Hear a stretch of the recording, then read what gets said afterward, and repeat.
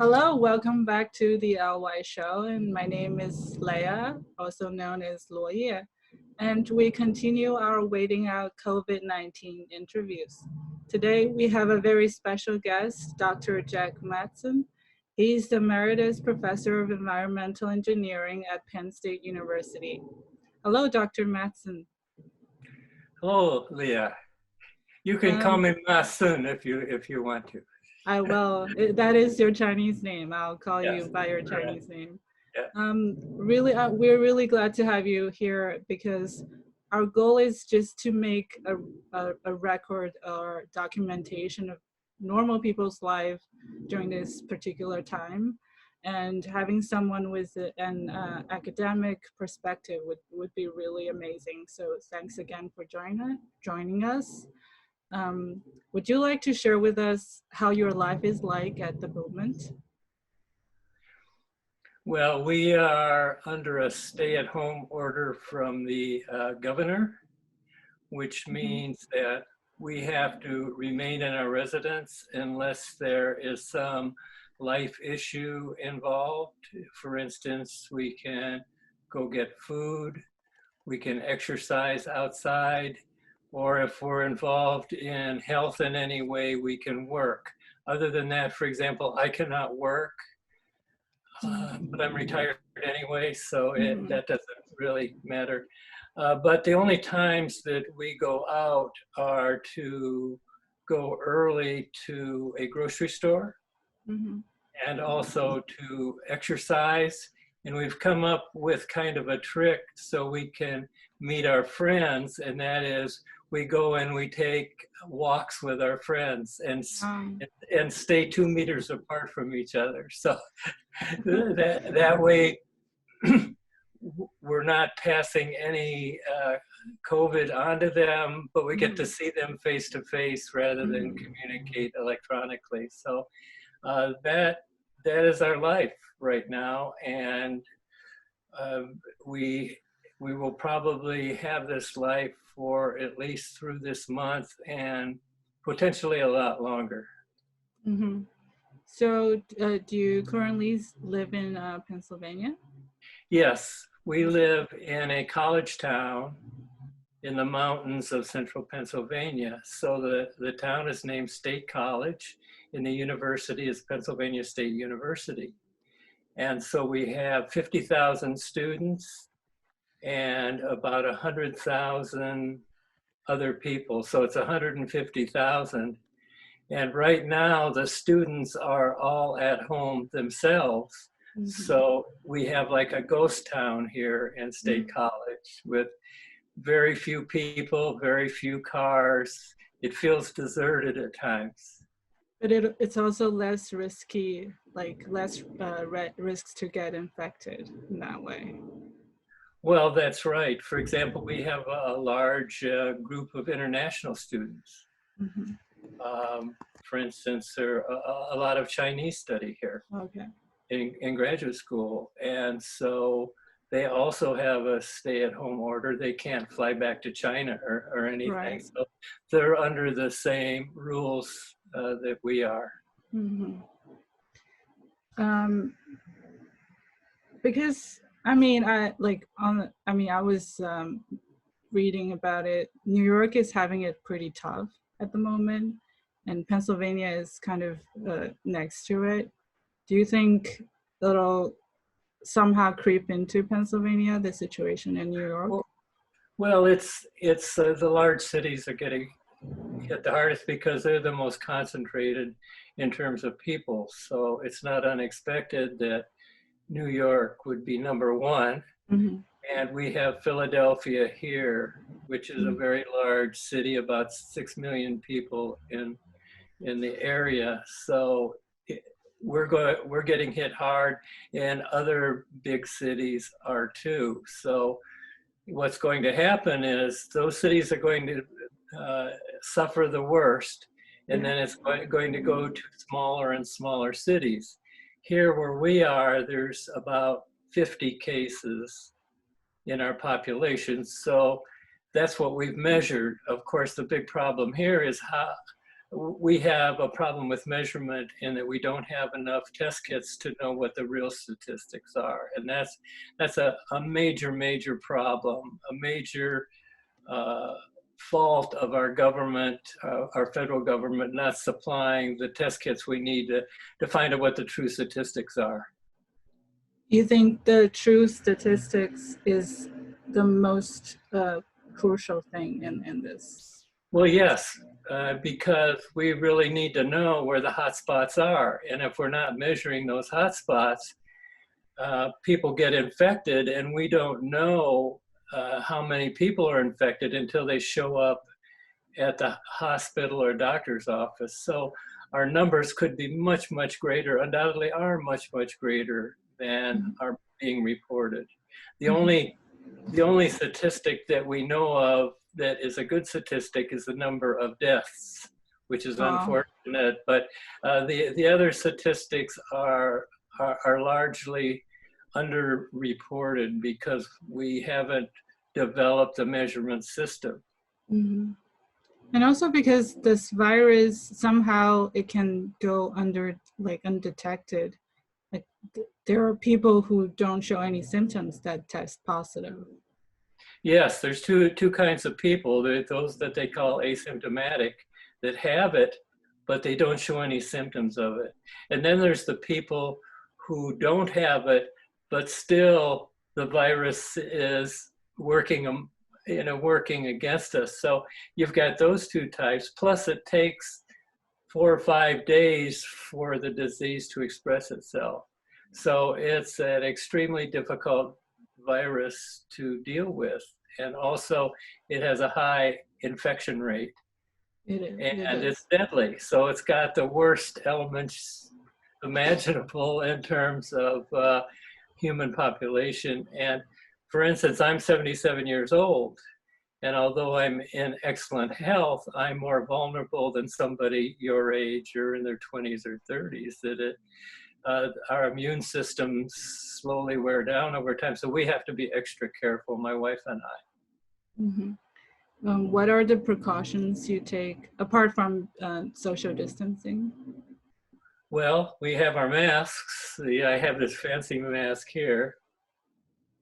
Wow. It's a creative mask. And then we have other masks that are actually better than this, but this is a fun mask. Yeah, I like it. So we have the masks. This one, okay. We are very careful in washing our hands. We wear rubber gloves when we go outside our home. So we went to the grocery store early this morning. We had rubber gloves. We had masks.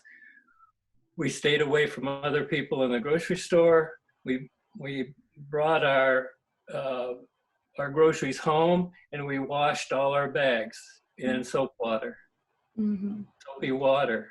And we took off all our clothes. We washed our clothes. So we got to do this. We want to continue to live, and you don't know.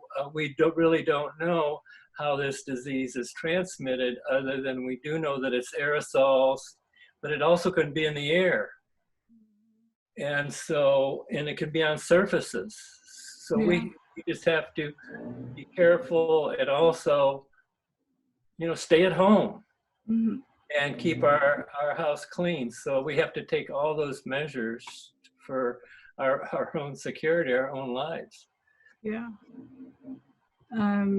Okay, so you mentioned that you really try to, I think you were being really cautious, but what about other people? Like, have you been, especially because you're a college town, there are more younger people, like, do they take different measures, or do they just don't care?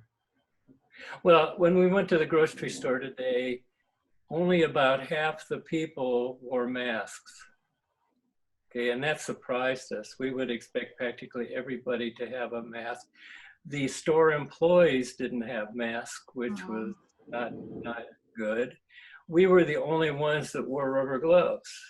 Okay, so I think everybody else seemed to to not have the same degree of concern as we have. Now, our friends are generally older friends, so we all follow the same. Now, we are a host family for a graduate student, a Turkish woman who is working on her PhD, but we've cautioned her to be very careful, and she is very careful. So for instance, she came over today, and so we were 6 feet apart from each other, plus we talked outside.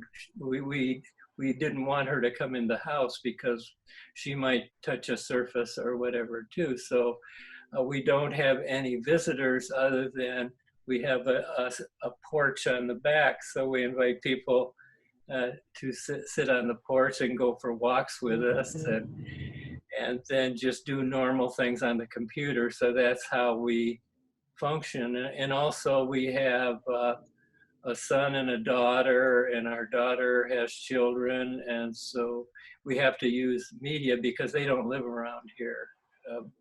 They live in Houston, Texas, and another part of Pennsylvania. So we try to keep in close contact with them and make sure that they're doing the right thing. Okay. So you've been basically suggesting people around you to take precautions. Do you think people, the different reactions from people is a result of them not getting as much information as you do, or they're like less informed? No, my theory is we're Americans, and Americans don't necessarily follow the rules that closely. So, people will think, well, I'm in America, I'm free, I can do what I want. I don't have to obey these rules. I can go have fun with my friends, and I don't really believe this about the virus. And so I think there is a segment of the population that feels this way, and particularly in big cities where their social lives are close and they don't want to break up their social life so they can continue to socialize with each other. And that's the way the disease is spread. So here right now, for instance, for us, since most of the students have gone, it's mostly professors living here. So, we pay attention to those things. Mm-hmm. You mentioned that there are like different rules and different orders coming from your state government. What is basically the general measures taken by your government? Well, here we have a not so good thing here because the federal government has not done a good job. Okay, the people in Washington have failed us. And so what's happened is they have defaulted to the states to do it, and they consider themselves backup, which is the wrong way that it should be. So every state can kind of do what they want to do, but most states are following the same protocol, the same stay-at-home thing, because you have to minimize social interaction, as was learned in Wuhan. And the more you can follow that, the more you can isolate people, the quicker the virus will be stopped. As a matter of fact, I just checked my iPhone a few minutes ago, and I saw that the lockdown of Wuhan was just lifted. Oh, it lifted, yeah, it lifted today. Just lifted, yes. So here we are talking, and the first city to suffer so badly,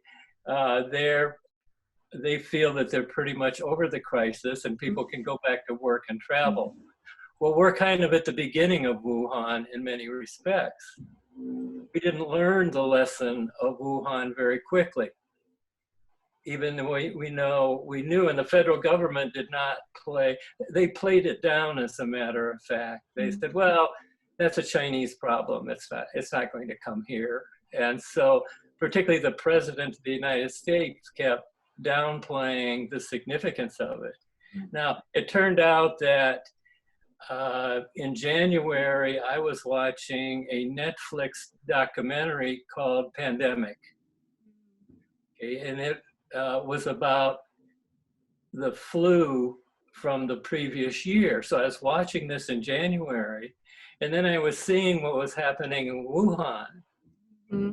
And oh yes, this is going to make it to the world. I mean, this is not going to stop at Wuhan borders, particularly when it got out of Wuhan and then spread to other parts of China, to Japan, and your neighbors. And I'm thinking, well, it's going to happen here. Whatever the president is saying is wrong. So, for instance, in early February, I started buying masks at that time, figuring that was going to happen, and started actually preparing for it. So for me, it wasn't a surprise. There was enough news out there to indicate how terrible this virus was, and that it was going to get out and become a worldwide problem.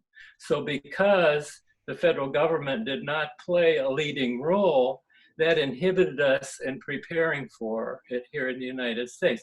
So the different states had to fight with each other to get the supplies necessary, the ventilators, the personal protective equipment. That was terrible. So here we are in April, mm-hmm. confronting what Wuhan was dealing with in January. So we're several months behind. And it's devastating. It's devastating to our economy. It's devastating to all the people who've gotten sick and the deaths. I mean, we're at what, something like 300,000, and it's still growing rapidly. Nothing's under control here. Since you've already when in January you read the news about Wuhan, but like you mentioned that your government and your news is downplaying it and was downplaying it, does that affect the fact that people are less cautious about it? Well, sure, because although there were people at high levels that knew this was happening and predicted it was going to be worldwide and terrible, the president didn't listen. The president is running for re-election, and he wanted to keep this down. He did not want people to get frightened. So people had a casual attitude about it, kept traveling all over the world, bringing the disease here. And it wasn't until he was basically forced to, in about middle of March, to recognize the severity of the problem. But by that time it was too late, okay, because the virus had been implanted all over the place. And so now it's just in its rapid growth phase at this time. So I don't think it was particularly the people. If the people had been alerted about it early on, they could have been prepared for it, like I started getting prepared for it, and understanding the nature of it. And you started buying masks. Was it hard to buy masks when you were preparing? No, I just went on Amazon and purchased masks. And, so I purchased about 150 masks at that time, because I thought, well, other people aren't, so I just passed them out to people who don't have them. And I don't know, it may be, maybe I'll need a lot of them later on, because although we try to recycle these masks by washing them, we may need them for the long haul. But that problem is being solved. They're manufacturing a lot more now, but early on, like on Sunday, I was walking by a neighbor and I had my mask on. Mm-hmm. And she didn't have a mask, and she said, well, I've been looking for a mask. Where can I find one? And I said, well, I'll go back to the house and get you one.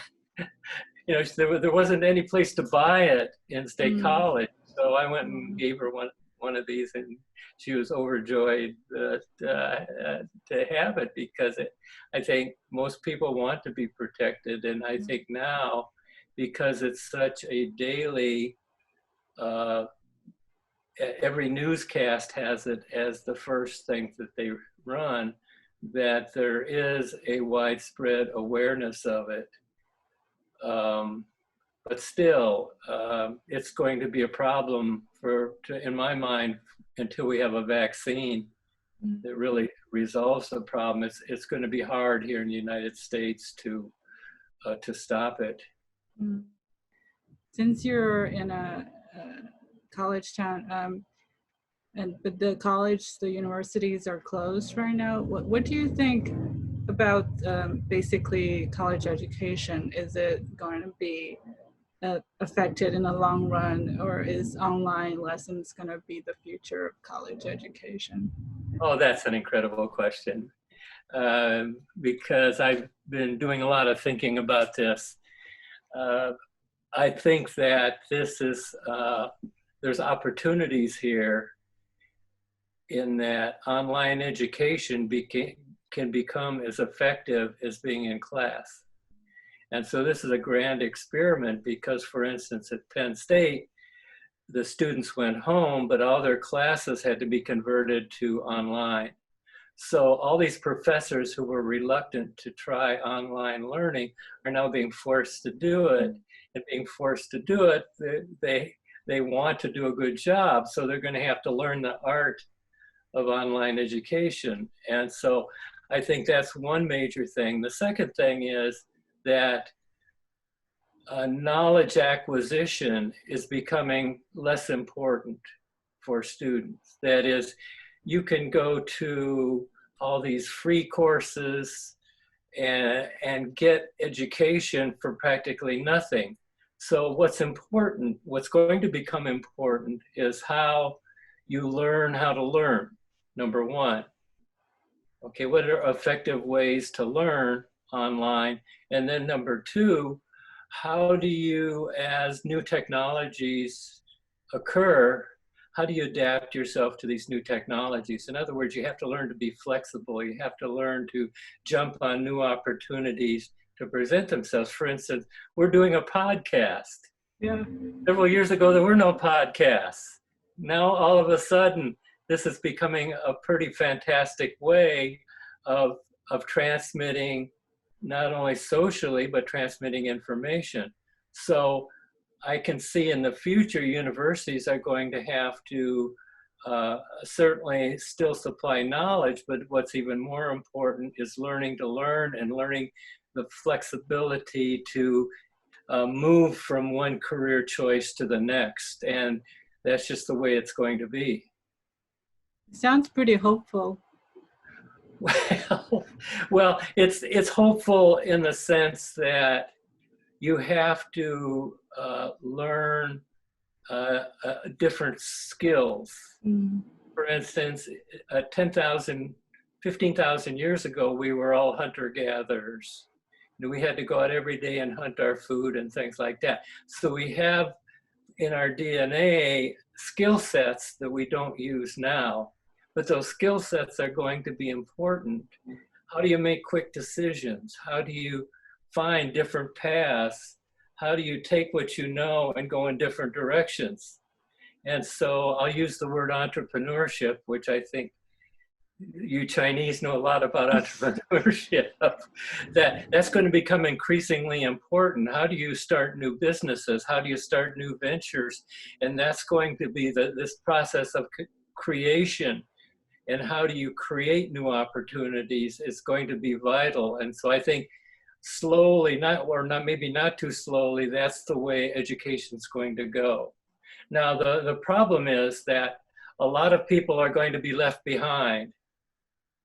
Okay, people who are reluctant to change or don't have much education, don't have much skill level, and that can be a significant fraction of the population. They're going to be left behind. So what do we do with those people?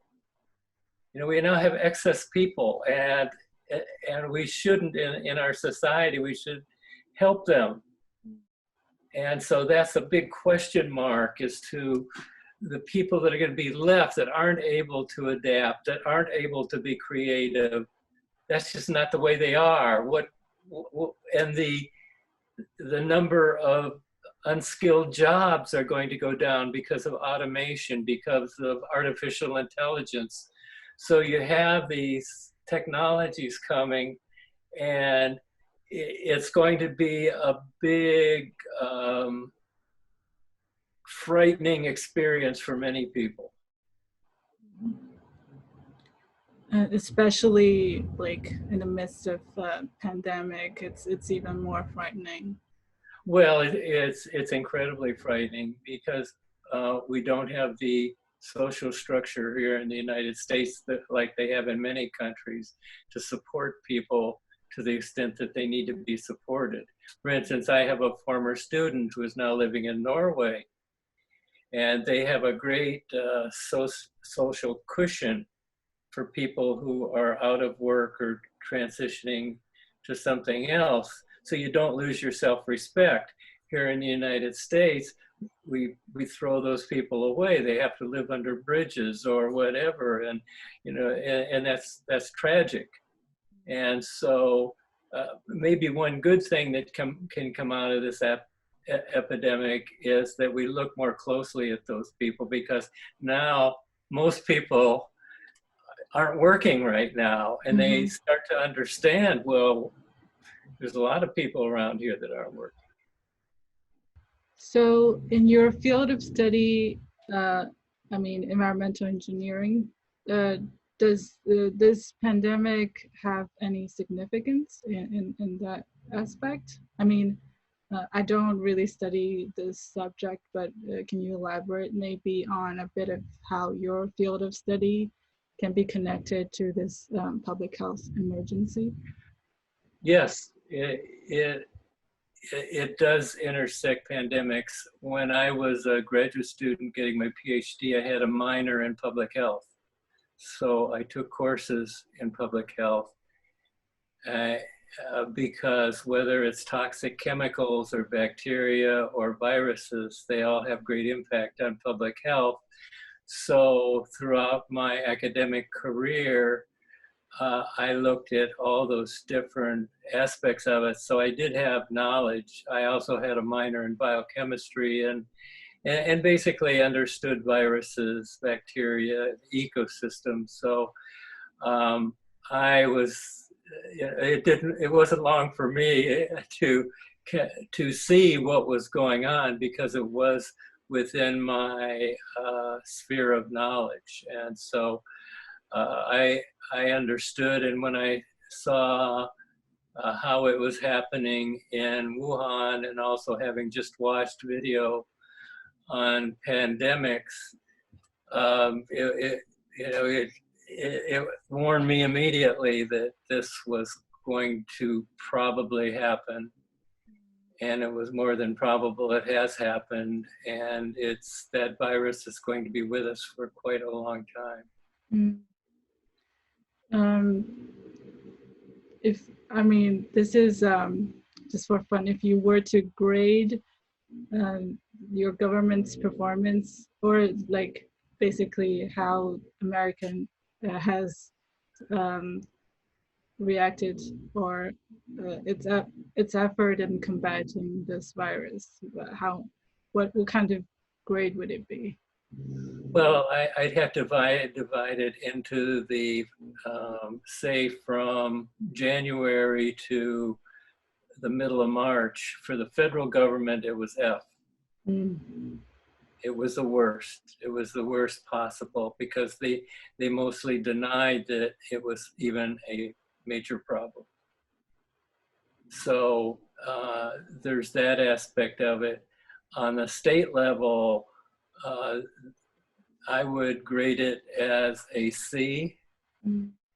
They started, but they expected the federal government to take control, because that's what's happened in wars and things like that. So it's a C grade just because they didn't realize that the federal government was not going to help them at all. So fortunately, in the federal government, there was a Center of Disease Control who had experts that were brought in, and those experts fought the federal government to got them to start taking action.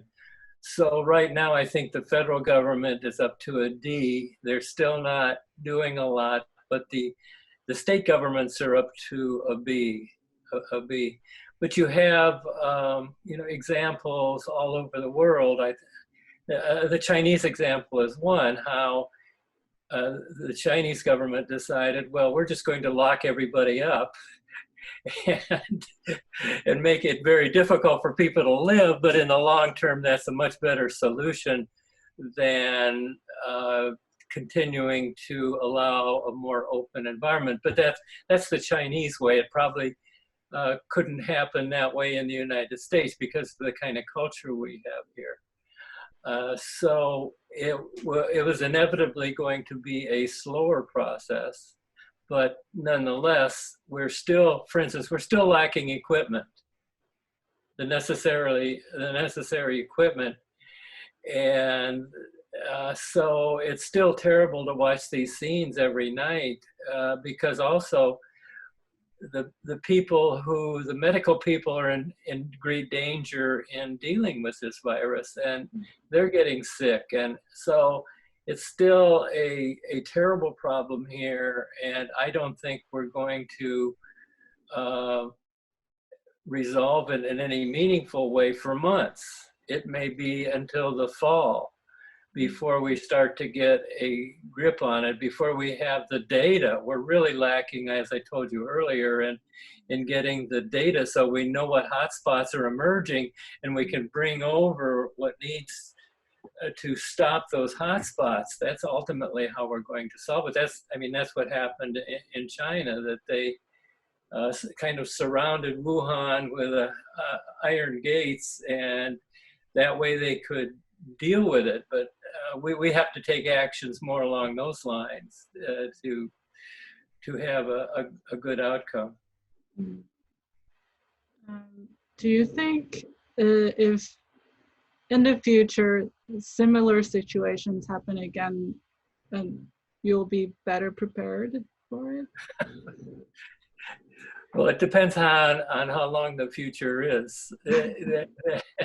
That is, this is going to take a while to resolve itself. It's going to take several years at least to get a vaccine and have it widespread.